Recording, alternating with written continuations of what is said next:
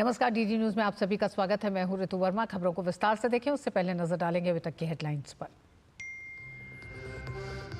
महाकुंभ को सफल बनाने में देशवासियों के प्रयास से अभिभूत हुए प्रधानमंत्री नरेंद्र मोदी। सोशल मीडिया पर जाहिर की अपनी भावना, कहा सोमनाथ में हर भारतीय के लिए करूंगा प्रार्थना।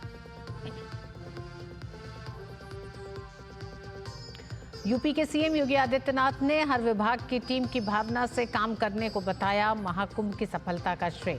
रेल मंत्री अश्विनी वैष्णव ने भी प्रयागराज में रेल कर्मियों से मुलाकात कर महाकुंभ में उत्कृष्ट सेवा के लिए जताया आभार। दिल्ली विधानसभा में आप की नई आबकारी नीति पर सीएजी रिपोर्ट को लेकर चर्चा जारी। मुख्यमंत्री रेखा गुप्ता डिप्टी स्पीकर पद के लिए मोहन सिंह बिष्ट के नाम का रखेंगी प्रस्ताव।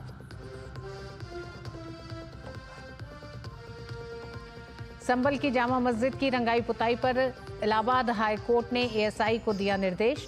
मस्जिद के सर्वेक्षण की रिपोर्ट के आधार पर कल होगा फैसला।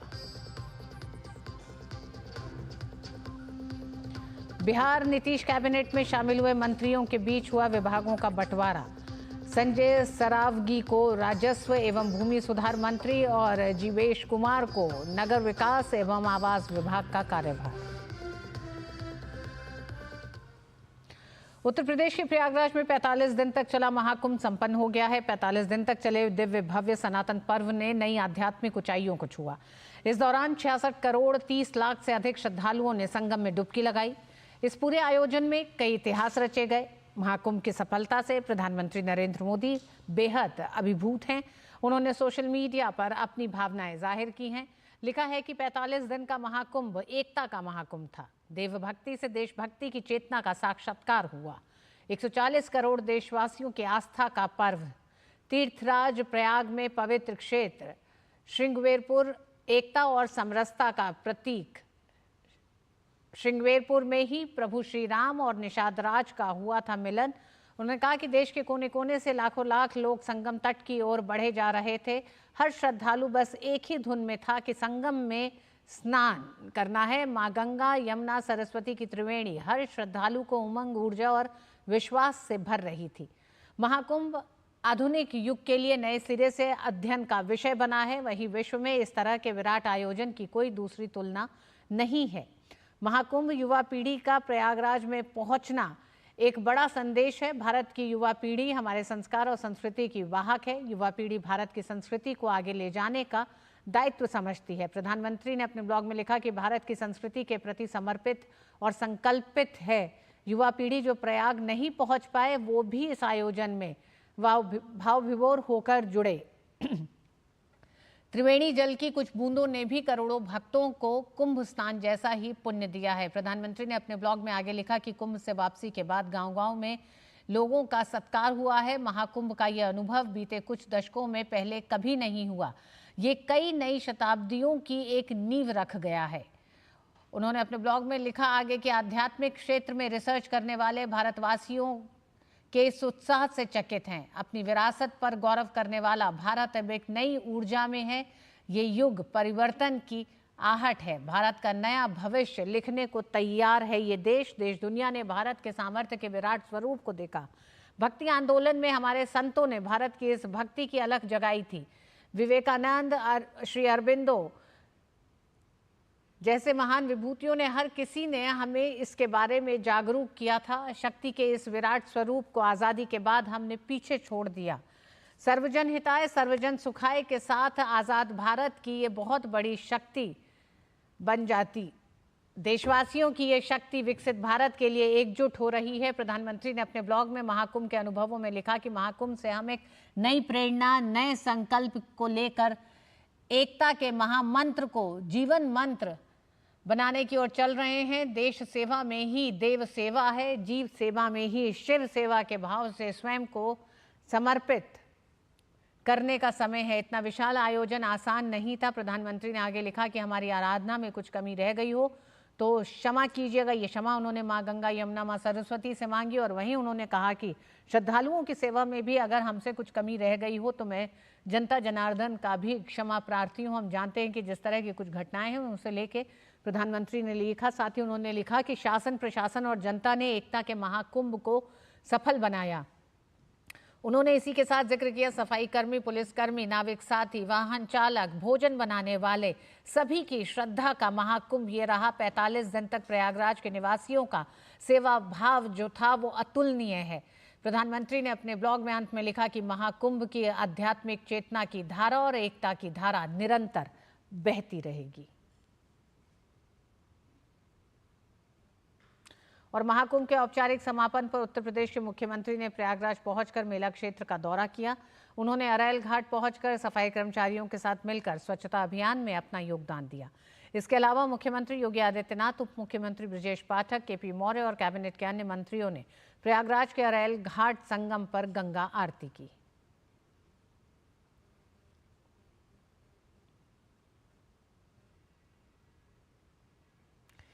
इसी कड़ी में महाकुंभ को ऐतिहासिक, दिव्य, भव्य, स्वच्छ, सुरक्षित, डिजिटल बनाने में योगदान देने वाले कर्मचारियों और संस्थाओं से मुख्यमंत्री योगी आदित्यनाथ ने मुलाकात की और उन्हें सम्मानित किया।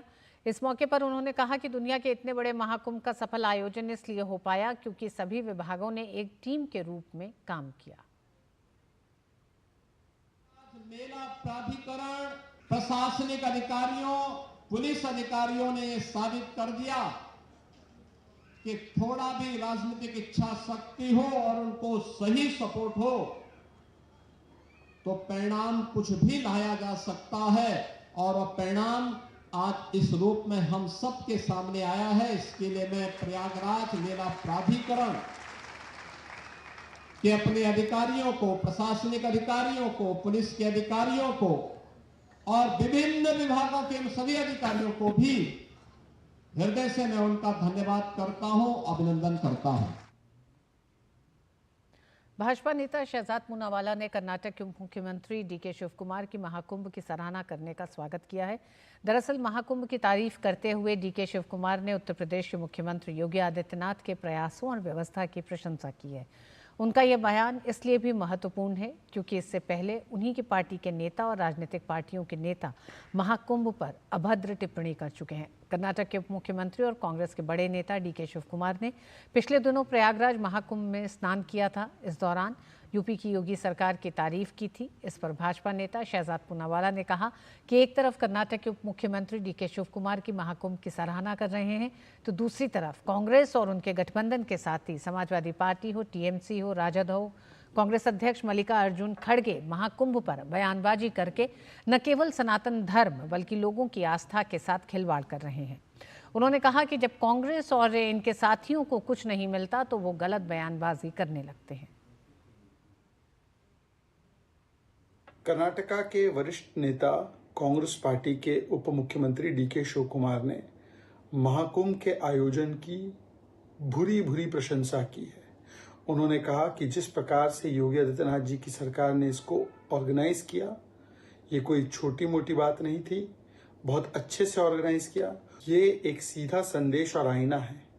कांग्रेस के नेतृत्व, खड़गे जी, अखिलेश यादव, ममता बनर्जी, लालू प्रसाद, इन लोगों को जो महाकुंभ को फालतू, मृत्यु कुंभ और अनेकों उसमें कटाक्ष और अननेसेसरी ताने मारने के काम कर रहे थे और महाकुंभ पर और सनातन पर लगातार हमला बोल रहे थे। ये दिखाता है कि सत्य को छिपाया नहीं जा सकता। पर देखिए, सत्य जो बोलता है कांग्रेस में उसे प्रताड़ित किया जाता है।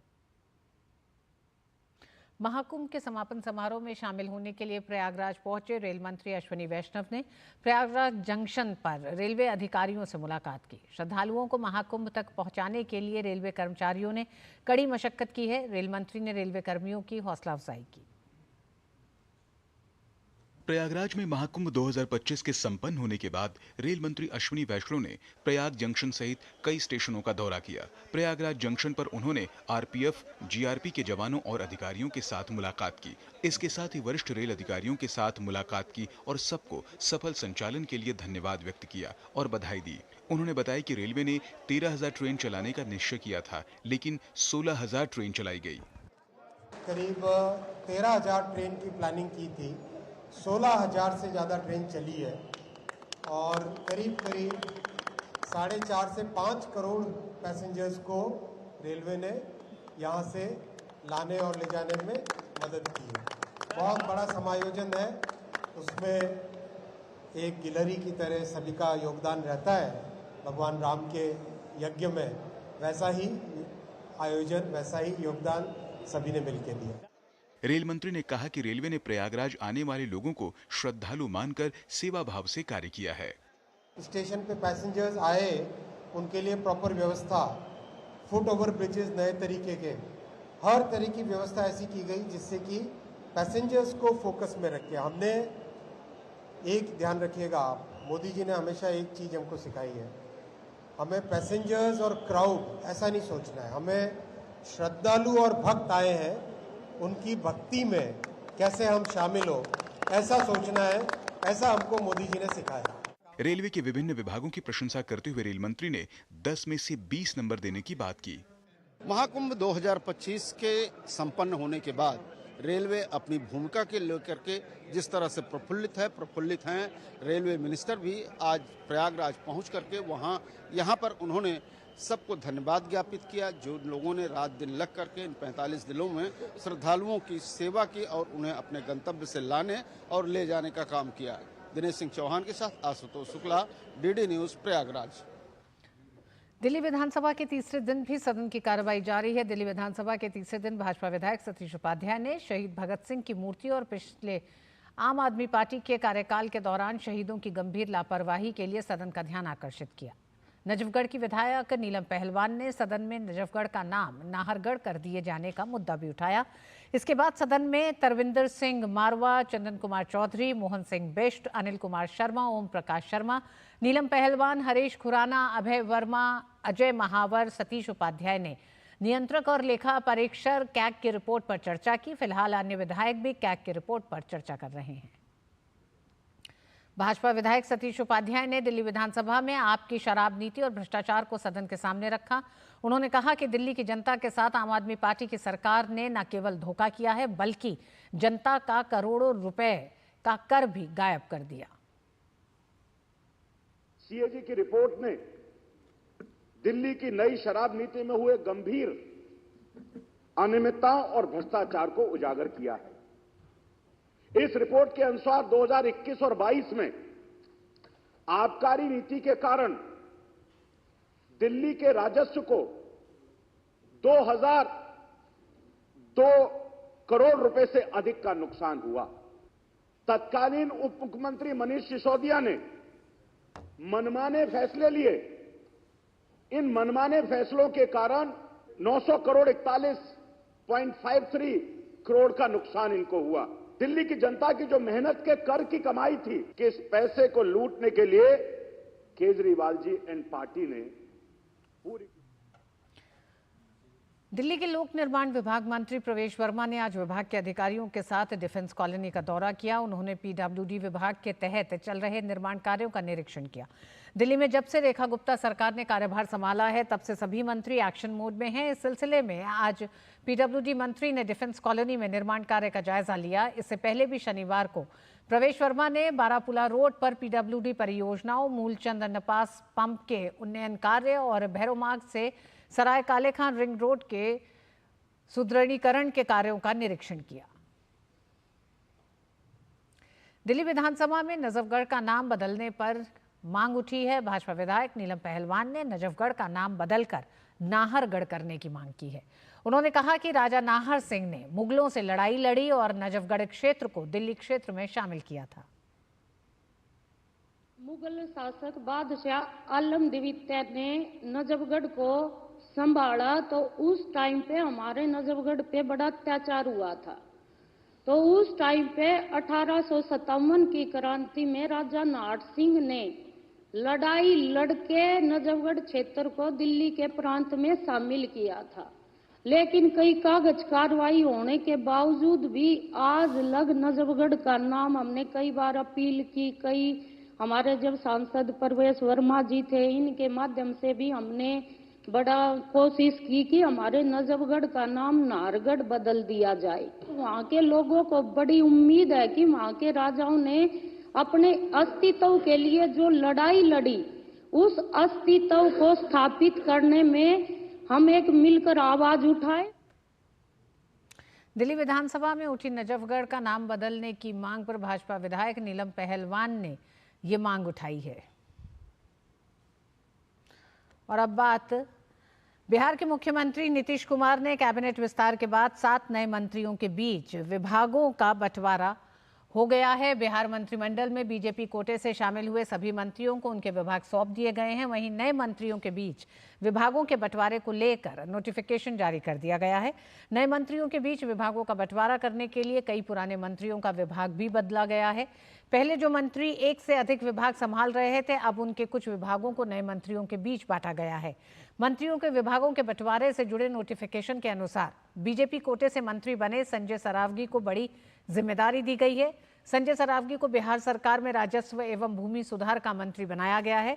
वहीं जीवेश मिश्रा को नगर विकास एवं आवास विकास, सुनील कुमार वन एवं पर्यावरण विभाग दिया गया है।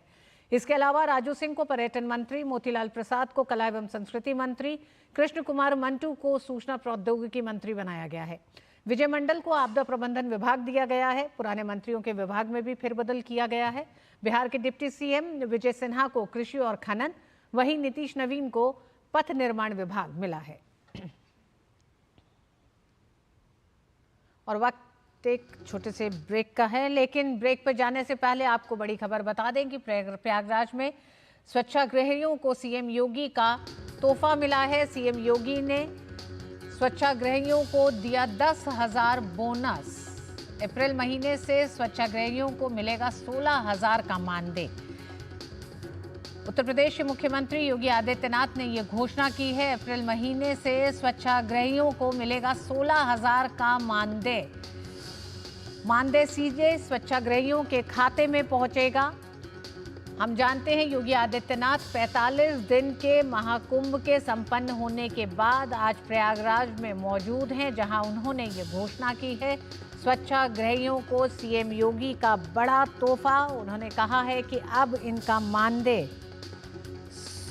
16,000 रुपये हो गया है। रामेंद्र हमारे साथ इस खबर पे जुड़ गए हैं। रामेंद्र, योगी आदित्यनाथ पहुंचे और बड़ा तोहफा एक तरह से स्वच्छाग्रहियों को, जो एक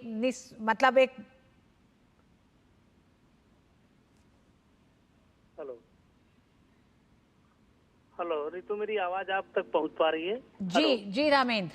जी रितु जी, मुख्यमंत्री जी जब पहुंचे स्वच्छताग्रहियों के बीच, तो उन्होंने कहा कि ये कुंभ बिना आपके पूरा नहीं हो सकता था। दुनिया में जो सबसे ज्यादा चर्चा हुई वो कुंभ की स्वच्छता को लेकर हुई है। उन्होंने 10,000 रुपए अलग से बोनस दिया। जो कुंभ में स्वच्छता कर्मी थे उनको 10,000 रुपए का अलग बोनस दिया जाएगा। बाकी सबका मानदेय बढ़ाया गया है। तो एक बड़ा तोहफा देखा जा रहा है जो मुख्यमंत्री ने दिया है स्वच्छता कर्मचारियों को, और इससे वो लोग बड़े प्रसन्न नजर आए। उन लोगों को कल्पना नहीं थी कि इस तरीके से मुख्यमंत्री जी यही घोषणा करेंगे। और लेकिन जिस तरीके का काम उन लोगों ने किया है वो काबिले तारीफ था। वो मुख्यमंत्री जी की निगाह में था। उन्होंने कहा कि जब भी मैं आता, हाथ हिलाता तो कोई स्वच्छता कर्मी हाथ हिलाता हुआ दिखता था। हर गली कूचा साफ मिला हमको, तो वो प्रसन्न थे। और उन्होंने कहा कि जो ये पूरे महाकुंभ का आयोजन है उसका श्रेय आपको जाता है, इसलिए उनको 10,000 रुपए का तोहफा भी प्रदान किया। ऋतु जी, रामेंद्र, से तोहफा कहना या यूं कहें कि एक जो कृतज्ञता योगी आदित्यनाथ ने तमाम सफाई कर्मियों के प्रति अपनी दिखाई है, और साथ ही साथ एक तरह से सम्मान की ये राशि कही जा सकती है। रामेंद्र, जिस सेवा भाव से सफाई कर्मियों ने 45 दिन के इस प्रयागराज को सफल बनाया, क्योंकि एक बड़ी भूमिका है, इतनी बड़ी संख्या में लोगों की मौजूदगी में प्रयागराज से जो वापस आ रहा था, सब यही कह रहे थे कि इतनी बेहतरीन व्यवस्था की जो बात कर रहे थे। एक तरह से योगी आदित्यनाथ ने तमाम सफाई कर्मियों का सम्मान करते हुए 10,000 के बोनस का ऐलान किया। बिल्कुल ऋतु, अगर आप देखें कुंभ को, जिन लोगों ने देखा है कि वो सर्दी की सुबह होते ही सफाई कर्मचारी अपनी झाड़ू लेकर आ जाते थे। किसी को पानी डालना है, कहीं मिट्टी डालने का काम किया जा रहा है, सीवेज टैंक कैसे सफाई की जा रही है कि एक भी जगह गंदगी न रहे, उसके लिए काम करते थे। तो निहायत रूप से वो, अगर उसको देखा जाए तो बहुत शानदार काम था। अगर स्वच्छता के लिहाज से देखा जाए तो पूरे कुंभ की जो व्यवस्था, इस तरह व्यूह रचना की गई थी, 10,000 से लेकर 15,000 स्वच्छता कर्मी एक साथ लगाए गए। अलग अलग क्षेत्रों के लोगों को लगाया गया, और जितने बड़े क्षेत्र में कुंभ का आयोजन किया गया था, कुंभ के किसी क्षेत्र में आपको गंदगी नहीं मिलेगी। सवेरे हो, शाम हो, 8 घंटे की ड्यूटी हो, 12 घंटे करना पड़े, स्वच्छता कर्मियों ने वो काम किया, चाहे 12 घंटे ड्यूटी करनी पड़ी हो। तो हम लोग उनसे बात लगातार करते रहे हैं तो वो एक तरीके से वो कुंभ के लिए समर्पित थे। ये केवल सेवा नहीं थी, केवल कार्य नहीं था, ये उस कार्य नहीं था कि जाकर के हमने नौकरी क्यों चले आए, समर्पण भाव से किया है। तो वो उसकी प्रति कृतज्ञता है। और जिस भाव के साथ मुख्यमंत्री ने स्वयं जाकर के मंत्रियों के साथ भोजन किया, उनको अपनापन दिया, उनसे कहा कि हम लोग आपके साथ खड़े हैं और हम चाहते हैं कि ये पूरा मंत्रिमंडल जितने लोग हम आए आपके साथ भोजन करें। तो ये भाव सरकार के अंदर आना बड़ी बात होती है कि सरकार उन लोगों के साथ भी खड़ी है जो सामान्य रूप से काम करते हैं समर्पण के साथ, उनको नजरअंदाज नहीं करती सरकार। ऋतु जी, रामेंद्र, एक सफल आयोजन के बाद जिस तरह से मुख्यमंत्री आज प्रयागराज पहुंचे हैं और सफाई के लिए जो श्रमदान मुख्यमंत्री ने, उप मुख्यमंत्री और साथ ही उनके कैबिनेट के कुछ साथी जो वहां मौजूद हैं, ये पूरी पहल भी बताती है कि किस तरह से सफाई कर्मियों का काम कम से कम 45 दिन के इस महा आयोजन के बाद अभी संपन्न नहीं हुआ है। मुश्किल समय या यूं कहें कि अभी भी एक बड़ा कार्य बाकी है। उसमें सफाई कर्मचारी अपने आप को अकेला ना समझें, उनके प्रोत्साहन, उनके सम्मान में योगी आदित्यनाथ लगातार उनके साथ खड़े हुए हैं। इस तरह का संदेश योगी आदित्यनाथ ने इस तरह की पहल के साथ दिया है। देखिए ऋतु, खुद उन्होंने जाकर के जो स्वच्छता कर्मी उनके साथ सेवा की है और कहा कि जो भी अधिकारी हैं, चाहे महिला प्रशासन के अधिकारी हों, पुलिस के अधिकारी हों या और अधिकारी हों, वो सारे लोग इस श्रमदान में सहभागी बने। गंगा का जो तट है वो निर्मल हो, माँ गंगा में कोई गंदगी नहीं जानी चाहिए और ये काम बड़ा महत्वपूर्ण है। सफाई कर्मियों से, स्वच्छता कर्मियों से भी उन्होंने कहा कि ये जो 45 दिन का काम था वो निपट गया है, लेकिन इसके बाद कोई गंदगी न रह जाए कुंभ परिसर में, उसका भी ध्यान हम लोगों को रखना है। तो स्वयं मंत्रिमंडल के साथ गए और उन्होंने सफाई का काम किया, वहाँ जो गंदगी पड़ी हुई थी उसको उठाया, झाड़ू लगाया। तो इस तरीके से उन्होंने मैसेज दिया कि सारे लोग इसमें जुटे, सामान्य जन हो, जनप्रतिनिधि हो, स्वयंसेवी संस्थाएं हो, वो सारे लोग लगे कि गंगा के तट पर कोई गंदगी महाकुंभ के बाद न रह जाए। और ये उनको संदेश भी दिया स्वच्छता कर्मियों को भी कि हम आपके साथ खड़े हैं, हम आपकी तरह काम कर रहे हैं, आपकी तरह सफाई के लिए खड़े हुए हैं। तो उनसे मनोबल बढ़ता है उनका। तो वो मनोबल बढ़ाने का भी काम है कि इसके बाद भी पूरी तरीके से स्वच्छता करके हम यहाँ से जाएंगे। और मुख्यमंत्री उसको मॉनिटर करते हैं, ऐसा नहीं कि कोई काम टास्क देके छोड़ देते हैं, उसको मॉनिटर करते हैं कि क्या हालात है, तमाम एजेंसी से अलग अलग रिपोर्टिंग कराते रहते हैं, खुद मॉनिटर किया करते हैं। तो उम्मीद है कि जब कुंभ ये पूरा समाप्त होगा, यहाँ से सारी चीजें हटेंगी, तो ये कुंभ परिसर भी साफ सुथरा नजर आएगा। ऋतु, रामेंद्र, आपके लिए संख्या देना तो शायद अभी आसान नहीं होगा, तब भी लेकिन हजारों की संख्या में स्वच्छ ये सफाई कर्मी होंगे जिनको ये मानदेय अब 16,000 अप्रैल से मिलेगा और उसी के साथ जो 5 लाख का बीमा भी किया गया है इनका। देखिए 10,000 स्वच्छता कर्मी तो कुंभ परिसर में थे ही, ये आंकड़ा सरकार का है, लेकिन एक दिन में 19,000 के आसपास जो अभी कीर्तिमान स्थापित किया कि 19,000 के आसपास स्वच्छता कर्मी एक साथ काम किए हैं। तो ये मान के चला जाए कि कम से कम 15,000 के आसपास कर्मचारी यहाँ रहे होंगे जिन लोगों ने यहाँ स्वच्छता में अपना सहभाग किया होगा। तो 10,000 से 15,000 के बीच का ये आंकड़ा है। तो इतने लोगों को तो लगभग ये 10,000 रुपए का जो तोहफा है मुख्यमंत्री जी की, जो कृतज्ञता है, जो सरकार का उनके प्रति निष्ठा भाव है, वो उनको प्रदान किया जाएगा। ऋतु जी, बहुत बहुत धन्यवाद रामेंद्र पूरी जानकारी के लिए। इस पूरी खबर पर मुख्यमंत्री योगी आदित्यनाथ ने प्रयागराज के महाकुंभ को सफल बनाने में सफाई कर्मियों को एक तरह से प्रोत्साहन सम्मान करते हुए उनके मानदेय को बढ़ाते हुए 16,000 किया है, 10,000 बोनस दिया है। अप्रैल महीने से अब उन्हें 16,000 की तनख्वाह मिलेगी। बढ़ते हैं खबरों में आगे। संभल जामा मस्जिद की मरम्मत मामले में आज इलाहाबाद हाईकोर्ट ने एएसआई को मस्जिद के सर्वेक्षण के निर्देश दिए हैं। हाईकोर्ट ने एएसआई से मस्जिद की रंगाई पुताई की आवश्यकता की जानकारी मांगी है। एएसआई आज मस्जिद का सर्वेक्षण कर सकती है। कल एएसआई की रिपोर्ट के आधार पर हाईकोर्ट निर्णय लेगा। इससे पहले मस्जिद कमेटी ने भारतीय पुरातत्व विभाग को पत्र भेजकर रंगाई पुताई कराने की अनुमति मांगी थी, जिस पर डीएम ने कहा था कि जब तक न्यायालय से कोई अनुमति नहीं मिलती है तब तक विवादित ढांचे से छेड़छाड़ नहीं होने दी जाएगी। हाईकोर्ट में सुनवाई के बाद जामा मस्जिद में भारी पुलिस फोर्स मौजूद है। राष्ट्रपति द्रौपदी मुर्मू अपने गुजरात दौरे पर हैं, जहां आज उन्होंने केवड़िया में स्थित स्टैचू ऑफ यूनिटी का दौरा किया। सबसे पहले उन्होंने यूनिटी वॉल के पास फोटो खिंचवाई, जिसके बाद सरदार पटेल की प्रतिमा पर पुष्पांजलि अर्पित की।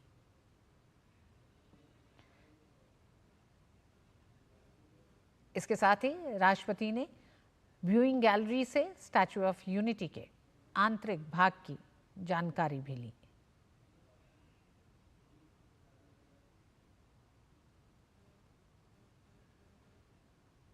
अपने केवड़िया दौरे के दौरान राष्ट्रपति ने जंगल सफारी का आनंद लिया और सरदार सरोवर डैम का भी अवलोकन किया। अंत में उन्होंने एकता स्किल डेवलपमेंट सेंटर का दौरा किया। इस यात्रा के दौरान गुजरात राज्य के राज्यपाल और सहकार राज्य मंत्री जगदीश विश्वकर्मा भी उपस्थित रहे।